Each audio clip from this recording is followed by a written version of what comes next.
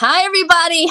I was going to say Monday, it's Tuesday. Debbie, Dowling-Wahba, and myself, MaryKim Farkas. We are excited. We are back. A new day, a new time. Catch us every Tuesday at 10 a.m. I am MaryKim Farkas. I'm all about sharing my experiences in life, and I'm excited about this Talk About It Tuesday, all around mindset and mental health, breaking down the stigmas and stereotypes to bring these conversations to light because we cannot talk about it enough. And with that, I'm going to pass it over to Miss Debbie Dowling-Wahba. Well, my name is Debbie Dowling-Wahba, Mama Wahba, whatever you want to call me. Just don't call me Debbie Downer because that I don't like. But I talk about all things mental health as well. And as somebody that's had anxiety, for me, it's about talking about it and just opening these conversations up. But what I'm really most excited about today is our guest. We have Mr. Jeremy Burright, and I'm going to bring him on and let him introduce himself. Woohoo! Hey, what's going on? So these are two of the people I've spent a ton of time with.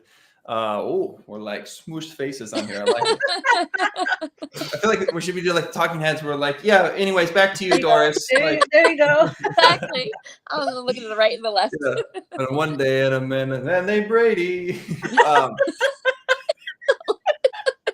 So my goal today is to make MaryKim laugh so hard that she ends up in a coughing fit. That's just a personal goal of mine, but happy to be here. The challenge is on, Jeremy. The challenge is on. I have been a coach since 2017, but it was something that I was asked to do. I've been doing podcasting since 2017. I was having a conversation today as I was walking back with one of my good friends I've made here in Sweden, where I play professional basketball. And he was like, man, I don't like to do anything that like the world does. If the world is nice, I'm going to be rude. And I was like, well, I don't know about that. But it was like when I was doing podcasting and everyone started to do it in 2020, 2021, I was just like, I got to find something else. I got to figure it out. Clubhouse showed up. But I am a coach, speaker, whatever you want to call it, athlete. I don't really believe in labels. I believe in being a human being. It's where the most power comes from. It's where people actually vibe with you when you're talking. It's where jokes come from. It's where love comes from. Everything comes from being a human being, not from being like, oh, I am so-and-so. So super excited to be here. Love spending time with MaryKim. I haven't spent a whole lot of time with Debbie, actually, at least on Clubhouse. So I'm excited to maybe get to know her a little bit better today. So thank you for having me. And mental health is really important. So I'm glad to be here. Awesome, Jeremy. We're excited for you to be here too. And so I have a question. So how did you get into being on a travel team? I don't know if it's called a travel team with basketball. Has that been like your passion? And then also, you also talk about a lot of interpersonal skills and sharing about your journey of growing and learning. So we really want to kind of dive into that and like that mindset of, you know, being across the world and your family's here. Like, how did that all like come to play? It's been a long journey, to be honest, because I started out as a mostly baseball player. I play professional basketball now, but I was one of those kids that just wanted to do something at all times. Like if I came home and I was muddy, a little bloody, with a decent story, that was a pretty good day. And growing up in Oregon, it was constantly like raining. So it wasn't just that normal mud. It was caked on for my mom to have to wash off in the washing machine, which she loves. I know she misses that. I actually get to go home and see her here next Thursday. I feel like I need to dirty a couple things up just for her sake and be like, Mom, I need you still. Can you do this? You know, trying to be a good son still. But I was the kind of kid that like my father got injured when I was 10. He was paralyzed. I'm going to say this in a light way as of right now, because it's not the point. But he couldn't walk, couldn't talk, and he stopped being my father as I knew him. He was forced to be in a nursing home. I would go back outside like I always would and would just stay out there doing whatever, picking up sticks, making a little fire, playing basketball until I couldn't see my hands. I just wanted to probably distract myself at the time. But it turned into this journey where people have asked me over time, they're like, you're good at bowling. Like, you've never bowled and you can go bowl left-handed and bowl a 212. Like, you play golf and you pick it up in 5 minutes. I was constantly doing something, and I was constantly not with people. So I wasn't like, I was always working on some sort of skill. So even when it comes to like, I speak 5 languages now, I do a lot of things because skill acquisition is easy for me.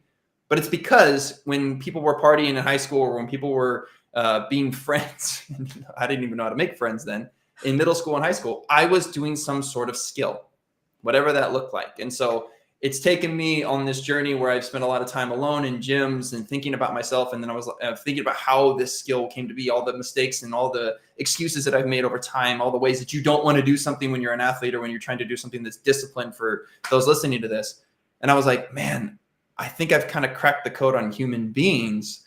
And to top it off with, I had to learn how to love my family appropriately. I had to learn how to get through trauma by myself with little help. I've had some great people that came along the way late. But I was like, I understand you. So I can look in front of somebody, no matter what their background is, no matter what they're going through. And I remember the first person I ever helped was someone that had like kind of trauma from like a step parent. And I was like, I know I can help you.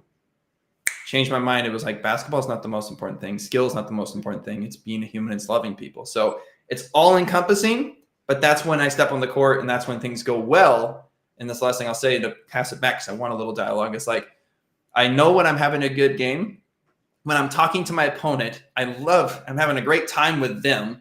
I'm like, bro, you should have cut back door and dunked that one. Hey, no, if I step too high, you got to cut in the middle of a professional game because he's a rookie and I know I want to teach him something in that moment. That's when I know I'm being Jeremy. When you're being you, whatever that looks like across the board, that's when you're going to be successful. It doesn't have to be a label. So I said a lot, but I'll try and pass you the mic back. Well, I love that. And, getting the skills and just developing yourself, that's amazing. And when I was like 12, 13, my dad started with, he had something very similar to MS, and it was a progressive thing. So, you watch somebody you love go from being able to walk to then almost that he was wheelchair bound. And it's hard as a kid. And I think that vicariously I played a lot. Well, I played sports because vicariously he was still being able to play sports and do that through me. And I loved playing sports. And I think that that was a big part of my development as a younger child, of having that discipline and being a part of sports and just knowing that I had to learn new skills. And I was the only girl on my soccer team, and it didn't bother me because, I wanted to play soccer. And the only way for me to play was I was the only girl. Ironically enough, like I played softball and I love baseball. My boys all got into soccer. So I feel your mother's pain about the mud, but my thing was the grass stains because, oh my goodness. Oh my goodness. Yeah. I love it. I was not into sports. Like, forget it. No way. I'm just not doing it. But I did write. I was like a big journal person even back in the day. However, my son, he plays soccer and he's really like gotten really good at his skills with dribbling, but also he plays a mean bowling game and a mean golf game. He's won like prizes doing golf. I'm like, I don't even know how. But I wanted a story about stains or in sports. So when Desi does soccer, they use this field and sometimes there's a lot of geese around. We've had one time his shoes full of geese poop. Like, so yeah, not the clothes, but the geese poop on shoes was a hard thing for this mom. I will take the mud and the grass stains all day long over geese poop. Me too. So Jeremy, I really think that we've all so I lost my parents at the age of 12. So it seems like we all had like some kind of shift within our parent figure in our lives at a very young age. I know how it's impacted my life and changed the perspective of what for me was really like life is really lived in seconds, because it really takes 1 second for a baby to take their first breath and 1 second for someone else to lose their last breath. And so it gave me a big perspective at an early age that I really didn't understand fully until later in life. So I'd love to share, like, Jeremy, what was like kind of a lesson that you may have gotten from your dad's diagnosis that maybe you didn't understand earlier, whenever you understood it? And then Debbie too, like, what did you learn from that loss of your parent, who they were and how they functioned to their diagnosis? Well, actually, again, that same friend that I was spending time with today as I'm getting ready to leave, it's a priority of mine. We were talking about that. And one of the things that he actually brought up that I think is a better way of looking at it than even how I could explain what I was going through at the time is he's crippled and he's a small person. So he's like 4 foot tall, but he's embraced it his entire life. He had 5 older sisters. And one of the things that he said today as we were talking about just mindset and certain things, he was like, I just don't care what anybody thinks. And I was like, it's interesting because you probably had to deal with that at such a young age. At like 5 years old, kids are honest. They're looking at you and be like, oh, you're small. And he's like, of course. And I'd be like, yeah, I know. What do you want to? He's like, well, I can't do anything about it. And he's got a little bit of a British accent, even though we're in Sweden, which is kind of funny, man. But it was like, man, I was like, it's interesting because I feel like when something happens at a young age, you're given a gift that other people don't get to understand until later on in life, which is like the input of somebody else means nothing. But also, if you can get that like embracement of what's truly important at a young age, it's like love, care, friendship, big moments, like striving towards something that's actually going to be meaning and fulfilling versus this short-term BS that people try to fall into. So I feel like that's what I was looking around at high school when I was like, man, these guys are going to like, I didn't know what a party was. And I was like watching people talk about these things, and it was like it wasn't even on my antenna. Like, and people talk about this of like, oh, what you're seeking after, you will find. I didn't find any parties, any drugs, any drinks, any girls, anything, because my antenna was so focused on skill acquisition and big moments and friends and family and love. And then I was kind of a tool in certain ways when it came to learning how to fit in and some social awkward stuff that I figured out along the way. That's all my antenna was focused on. Once it switched, that's when I lost Jeremy. So there was a period of eight years maybe or so where it's like the lost years where I was trying to fit in. I was not cool at all. That's why I was kind of a tool. That's why I didn't really have friends. That's why I didn't have the moments that I wanted to. It's why I was failing in sports, even though I was still okay because I spent so much time in my childhood working on them.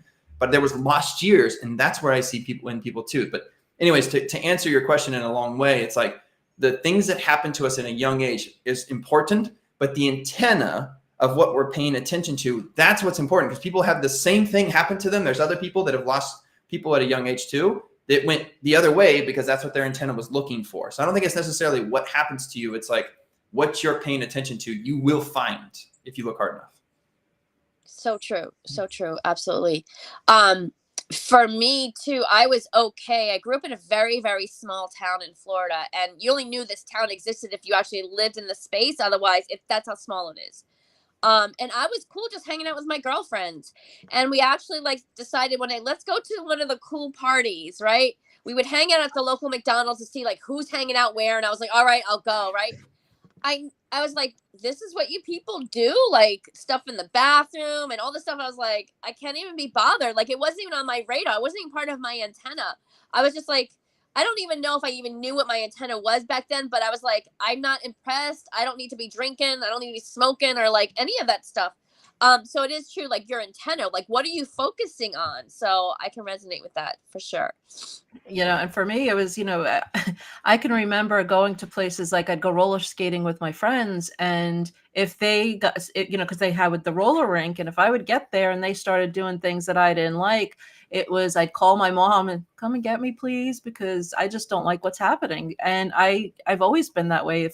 Even to this day, if I go somewhere and I don't like what's going on in my location, I leave. I don't keep myself in those spaces. And I think that's so important, especially when you're in a growth mindset, that you have to keep yourselves out of those spaces that may bring you down the bad path that you don't want to get on, because it does derail you and it does bring you in a direction that you got to come back from the other side. And sometimes that's not that easy. Absolutely. What was I going to say? I totally drew a blank. Well, I'll tap onto the end of that, because I was kind of leading into the lost years. Yeah. I don't miss being lost at all. I'll tell you that much. Someone asked me a question on another interview that I was doing. They're like, if you could live in any of the countries that you've lived in, which is 5 or 6 at this point, they're like, where would you put a home? And I was like, in me. Like I have to be able to build a home in myself, because the only thing that's going to be constant in this world is change in your career, change in relationships, change in your diet, your circumstances, everything. But as I've built a home within myself over the past 2 years, actually, especially, it's been like foundational. I've come into a new place. I'm going to create the same friendships. My antenna's set like at the top of my home. I know what I'm looking for. It's not hard to find it. And it's great to see the fulfilling moments that happen. It's great to see the kids that I get to mentor, the places that I've been able to go into other cities and train 14-year-olds and work with their coaches. And now they want me to come run a camp next year. If I was focused on the other things that I was for those 8 years or so, I don't know I don't know what this experience would have been like, but probably a lot of failure, probably a lot of frustration. So the lost years are tough when you get to that point. But the cool thing is when you're lost for long enough and then you find the other side, you know how to actually help people get out of that. So I think that's a huge blessing that happened. Jeremy, that's so powerful. Like home being within you, right? And when I found myself like literally coming home, like, who am I back in my early 30s? I was lost. I was like, who is this person? Like, I don't believe in any of the things that I've been doing. Like, what's going on? And I didn't realize it was all about just wanting to be seen, heard, feel loved, all these things from my childhood, and not really knowing that language, right? We didn't talk about it like how we talk about it now. Like, that's 20 plus years ago. So it was like a new thing, but going through that journey, it was several years for me to be like more of who you see today, because I decided at that time, like, to find who I was. And for me, I learned so much that I was looking for validation. I was looking to just be seen, right? I really had like the middle child syndrome, being a middle child, and going through that journey, I know what it takes to get there, right? We hear people sometimes saying like, oh, you could just get through X, Y, and Z by just exercising, or, you know, do yoga. Those are just tools. If you really go through that, and to me, it's like a metamorphosis transformation. It's uprooting all those things to really own it, to really look at it. And it's not easy. It's not a one-time, like, okay, check, it's done, because it's a continued process. So I love that you shared that, because being happy within myself is what I learned. Like, it is my responsibility to be happy, not external things, not this relationship, not this job, not this child. I have to be whole and full and happy within me in order to receive from others abundantly. And so that was like one of the big things I got at it. And then when you share being home with yourself, that's, how are you home with yourself? Like, that's so powerful. That was very powerful. And it's so true. And that I didn't learn about all this stuff till I was in my late 40s and COVID hit. And I think that COVID was the best thing that happened for me, because I got to take a step back. I wasn't going to soccer practices and we weren't in the normal routine. And I had a chance to really sit and say, okay, like, without all that, who am I? Because I really didn't know who I am. Like, I was this one's mom. I mean, I have 6 kids, so I was this one's mom and the chef and the chauffeur, but where was I in all that? And I love that you said home has to be within me, and that really just hit hard. And I also want to go back to something you said earlier that I don't want to miss out on, the fact that you said when you're playing an opponent and you know that they're a rookie and you give them advice, that's amazing, because how many people will give an opposing player advice on something while they're in the midst of a game? That just speaks volumes to your character. And I think that that's an amazing thing to do, because in that moment, you're teaching somebody something that they're going to take with them for the rest of their life. And I absolutely did not want that to go unheard. Well, let's take this a step further, because you take that into the business world. If we are who we are repeatedly, my upline. So I started in like a multi-level marketing, which was worldwide. It was through Amway at the time. But what it was is it gave me a chance to learn what the business world was like. It was such a great opportunity for me. I took it and I ran with it. I was like, okay, any vehicle that I put my mind into, I'm going to be able to figure it out. And so I did 100 meetings in 1 year, where I sat down with someone from across the way. And like, my mentors were just like, what the heck? Like, how in the world have you sat down with 100 people? And I was like, well, because this is what I want to do. Like this, I want to try and make this work, get this going in 2 years, and then I can go back and play basketball again. And the thing that I learned from those 100 meetings was that when someone was sitting across from me, I was not there to sell them on an idea of what I thought they should do. I was there to embrace them exactly where they were and teach them something that I have learned in my crazy life, that everything had happened that could benefit them. Even if it was just networking, even if it was just loving someone in front of me, if it was figuring something out with their parents, because someone's not going to have success in the business world if they have so many background things going on, like a computer. They're not even going to be able to talk to the person in front of them. They're not going to be present. So it would be so funny, because I was 35 minutes into a first touch, if you want to call it that. I didn't care what I called it, but that's what they called it. And in that 35 minutes in, someone's like, wait a minute, is this worldwide in Amway? And I was like, yeah. And he's just like, oh man, you know what? It's really interesting that you're so good at making something seem so personable and friendly that I got this far before I knew what it was. And I was like, thanks.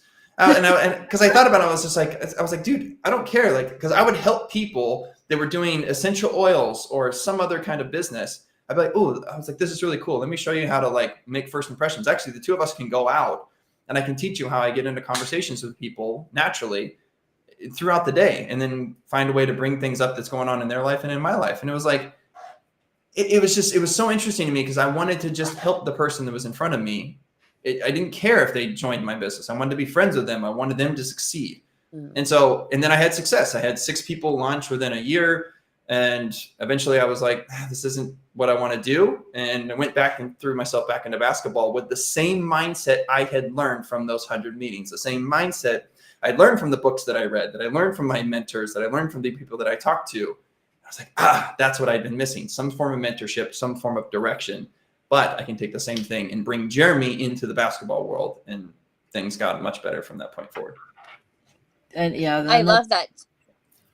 I really believe through my journey, Jeremy, exactly what you just shared is how much our interpersonal skills, the things that we've worked through, really do affect not only our life, it really affects our business life, right? Because it really can hold you back, and those skills do bleed into one another because we're one and the same as people.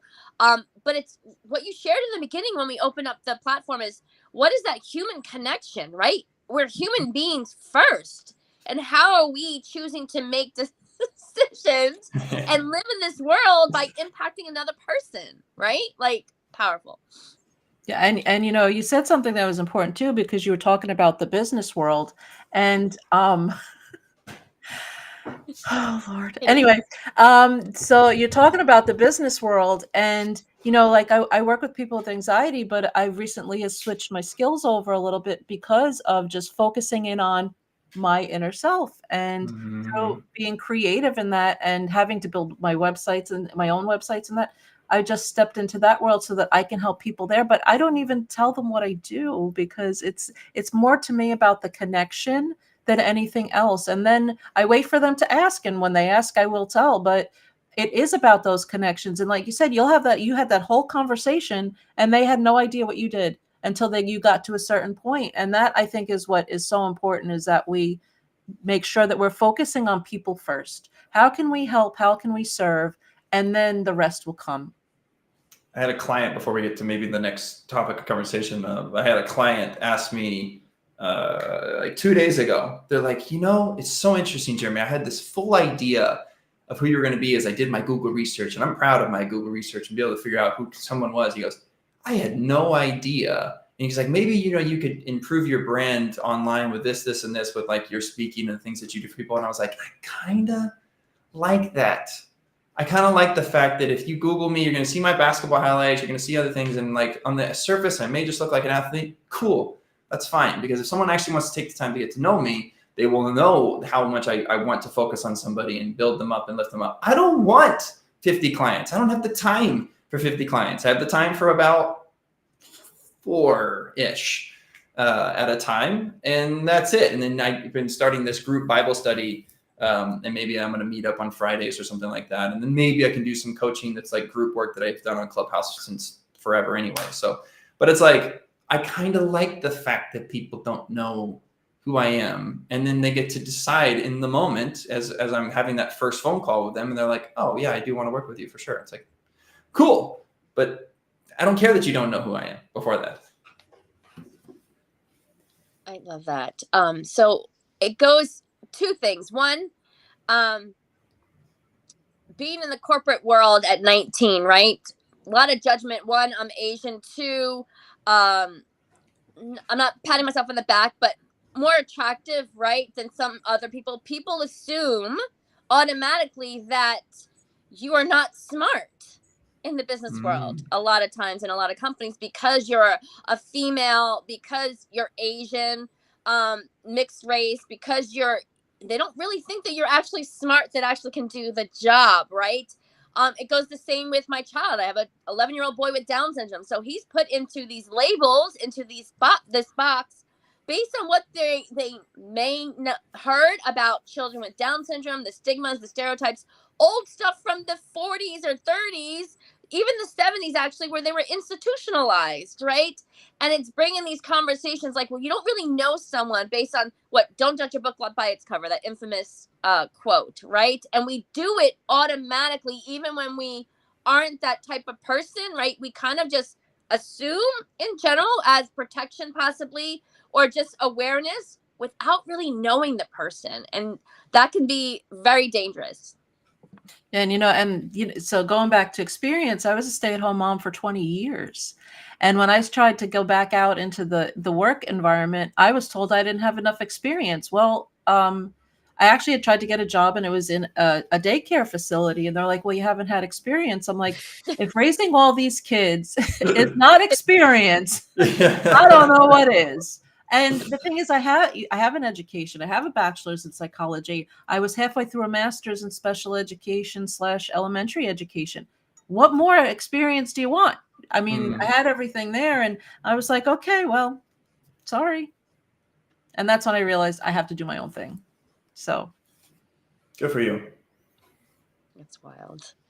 I was going to say, I'm kind of waiting to see if we're going to transfer over to other topics and stuff like that. I've known this first time being on the show, but I did have a follow up with that too, because it's like, that was one of the beauties of the COVID era in Clubhouse, because it was like the first time where people could only hear someone's voice and they'd be like, do I respect this person based off of what I'm hearing, based off the vibe that I'm feeling from this person versus what I'm seeing directly. I feel like that was a pretty big shift for a lot of people. And then even with like silly stuff like Love is Blind and other stuff, random things that I feel like happen in the world today. It's like, can we get to a point? It's a prayer that I've used a lot in my own life is, I want to see what God's salvation, I want to see what his viewpoint of the world looks like through me.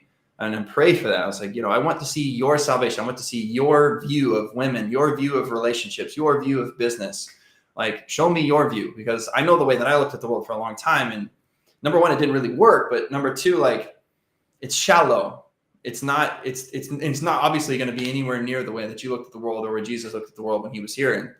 And so it's just like that's such I want to see that. And I feel like what we can do is we can be fishers of men and women, of course. But it's like, that's been a huge key point for me lately, where it's like, no matter what someone looks like, no matter what they're talking about and what they're maybe even driven by, or some of the choices they make that I may not agree with personally, if I can put them all in a net and have that big Friday group that I work with, Jesus said, bring men of all kind, and then let me decide, let me sort through it.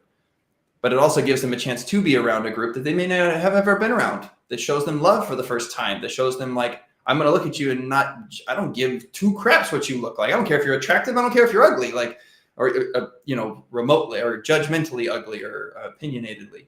But it's like, that's how you're going to be able to get through to people in a different way too. But I don't know, just something that's been top of mind lately. I love it, because we do live in a very shallow world today. One, social media, right? That comparison, these clouts, even on, so any app, right? No one's checking your bio to make sure that, Debbie actually did get her bachelor's, right? And people put these titles and these things and these experiences, and we know some of them are full of BS, right? And so we do live in a very shallow world, basically like, is your Instagram feed pretty?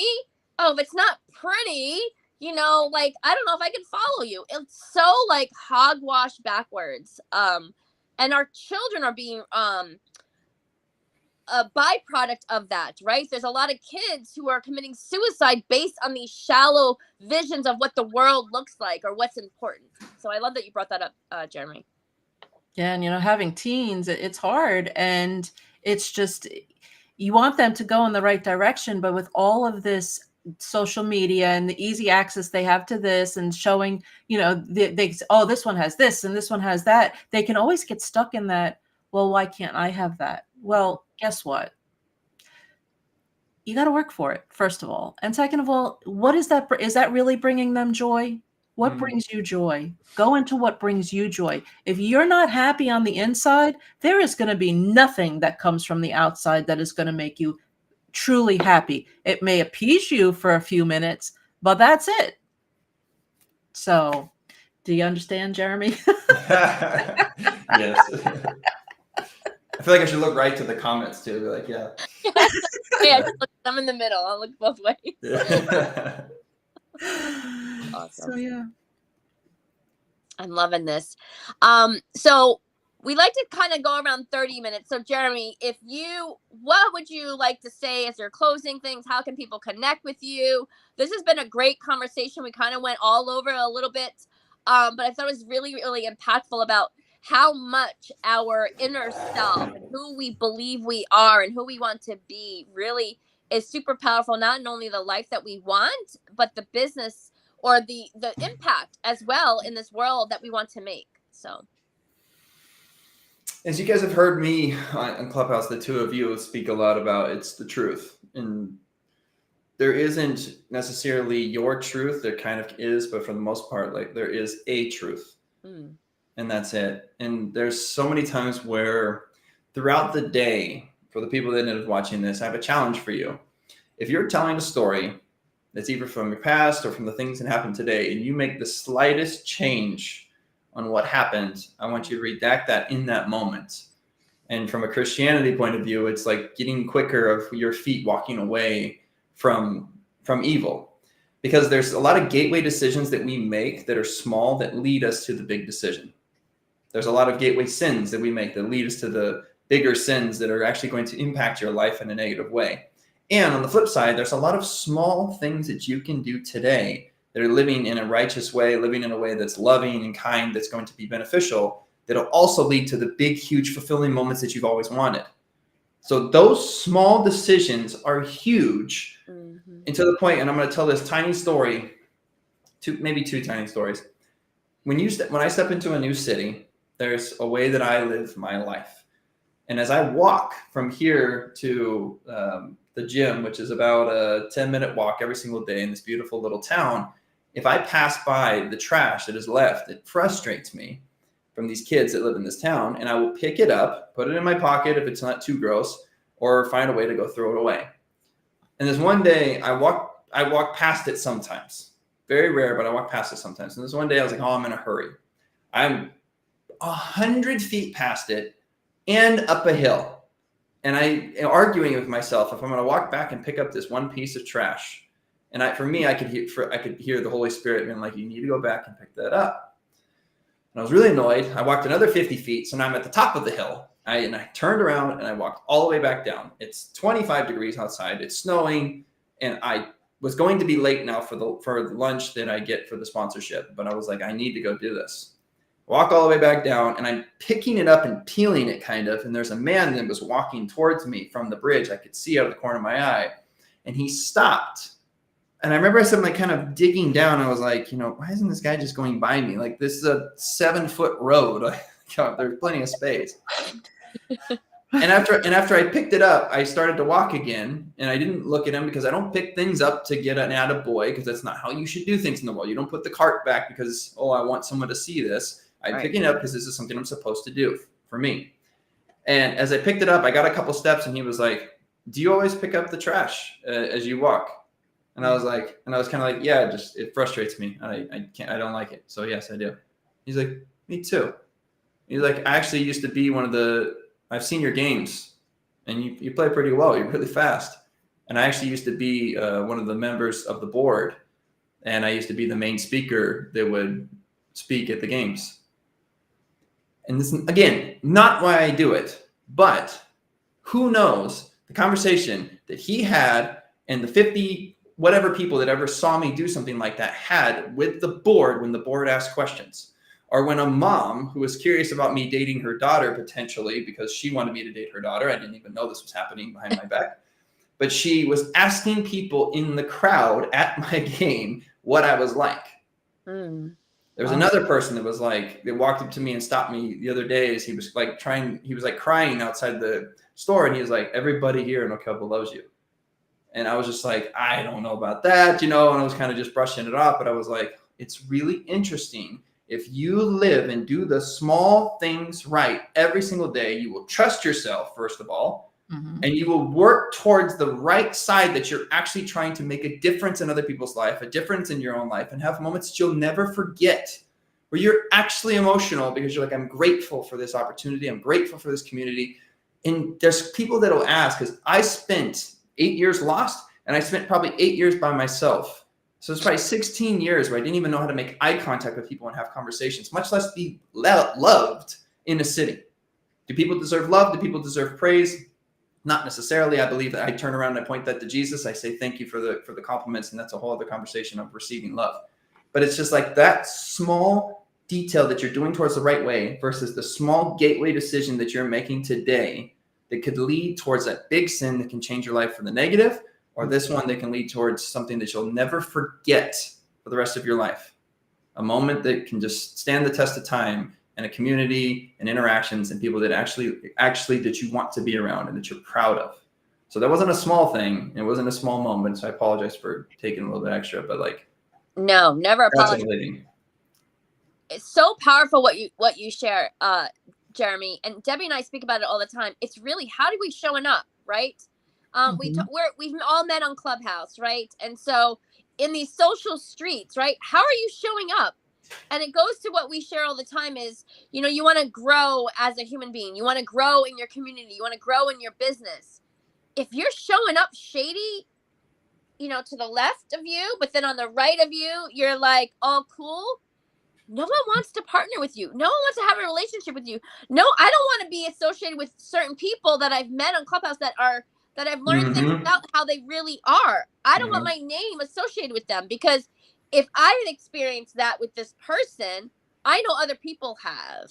And so I don't want to be put into that category. But it really is, how are you showing up and what are the impact you make, and are you consistent, right? And people want to know before they get invested in you. Personal, business, whatever that looks like. It's so important, that human being connection, but also for me, I call it the universal boomerang. It's how do you show up for others, how you show up for what you do to others really comes back to you. And I saw it as a young girl, I think early ages, before I was even a teenager. I saw it happen in real life, of how people that I grew up, like adults in my life, and what came to them from the way they were. And it was not pretty. Yeah, and for me, it is about being yourself all the time. And just like I am here, I am off camera, I am outside. It's just, I just don't know how to be anybody but myself. And to try to fake it and try to say that I'm somebody that I'm not, I would not be able to sleep. It just doesn't sit well with me. I just have to be true to myself all the time. And funny story about garbage, a few summers back, well, we're going back to when my kids were about 10 years ago. They kept telling me, I'm bored. So I actually handed them a trash bag, and I made them go through the neighborhood and pick up all the trash. Yes. And the next day they're like, we're bored. I said, you're bored? Because I have a whole list of things for you to do. No, we're not bored anymore. So but they learned a lesson in that. They learned the lesson of, you know, it's not nice to pollute. And my kids don't litter. And I think it was because of the fact of me making them go out and pick up that garbage that they just saw that, why would people do this? Like, why are you throwing your garbage on the ground when you can hold it in your pocket, wait till you get to a garbage can. So I love that story that you told us. I really do. Yeah. Someone's going to pick it up at some point. I did a test with one of them. I walked past this one that was kind of in the road, so I was like, yeah, it's not in the way. I have a huge rule for if it's like glass or like a soda can that's kind of cut. I'm like, I'm not gonna have some kid step on this. Right. Like, no, absolutely not. But there was one I did a test on. It was just slightly in the road. It was like a plastic bottle. I walked past that for like 7 days. And I was like, man, if I didn't pick up the trash, what would this place look like? And so it's like, I'm glad that you and your kids do that, because I feel like there's just that moment of someone's going to pick it up at some point, or it's going to get blown into the river, which is so beautiful here. Or I just don't know. It's just a no for me. It's an ick. Yeah. And we actually lived in front of a lake, and a lot of people were throwing their garbage out along the lake. And I was like, it's going to be floating. And then what about the animals there? So, it does go to that, how many times are you going to walk by it before you pick it up? Yeah, it's wild. Ick. I love it. This has been amazing. And I didn't win that challenge. I just coughed. Jeremy, you won the challenge. It wasn't me that made you laugh though in that part, so that's okay. Yeah. I kind of lost. A lot shorter than it's been for the last week, but so anyways, it just came up. So this has been an amazing conversation. Thank you, Jeremy, for adding value to our platform and to this audience. Definitely. How can people follow you? And if you have anything coming up that people should know about, please, we'd love to hear about it. Yeah, so I'm headed back to the States, and I'm not sure what my next spring and summer might be like with basketball, but I'm doing group meetings now. At first, they'll probably only be 3-ish, 4-ish, maybe on Fridays. Haven't decided the date, so people can reach out to me on Instagram because those ones are going to be free. And then I'll take on maybe 2 more clients once I get settled again, because I'm working with 2 right now. So I do one-on-one coaching. A lot of times I call it like I'm basically in your back pocket for like 4 or 5 weeks, where we do talk once a week. And whether it's you're trying to improve on something for your speaking, your business, or your career, or basketball, I work with basketball players too, obviously. It's something that I'm here for, but it's going to be holistic too. And so if you want to reach into me, Instagram, all the normal stuff. Awesome. And how tall are you? Let's see what's behind me. So that door, I'm probably close to it. I don't know. Let's see. So what's that frame, like 6? So like, I'm 6'6". Oh, wow. Yeah. My Not super tall, which is great because I feel like that'd be awkward for my if I ever do have a relationship. Well, hello, I'm back. If I ever do have a nice relationship here soon, I'm glad I'm 6'6" and not like 7 foot, because that'd be pretty awkward.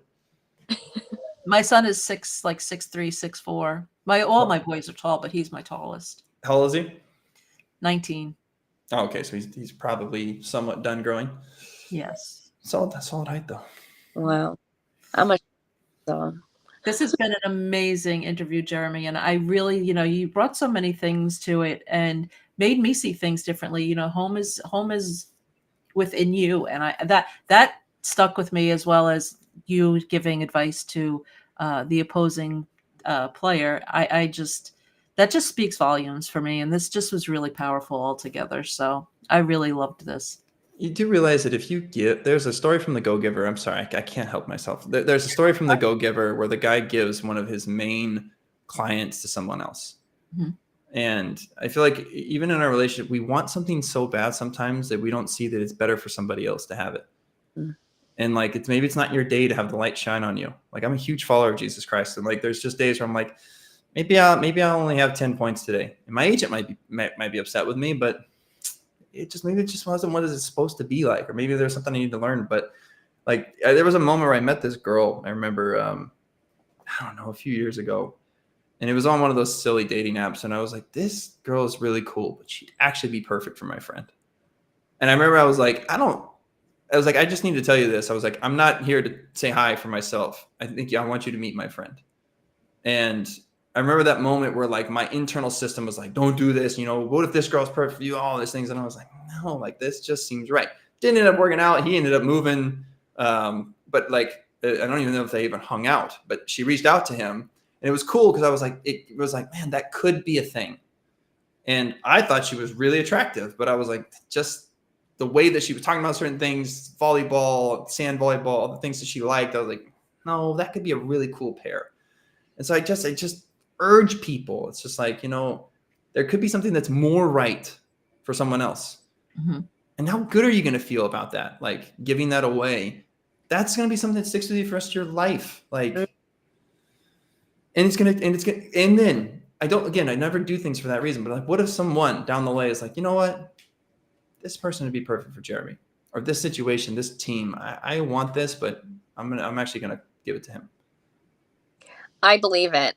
It's those little and you said it earlier, it's those little things that we do that are really not little, they're mega, because they live on way past us, way past that moment. Mm-hmm. And that's impact, that's legacy. I really believe legacy is not only like the heritage, you know, like the money that you leave for your kids. It's really every single day when you go in and out of spaces, whatever that is, what are you leaving behind, right? Because it's gonna stay and lag behind you like that toilet paper.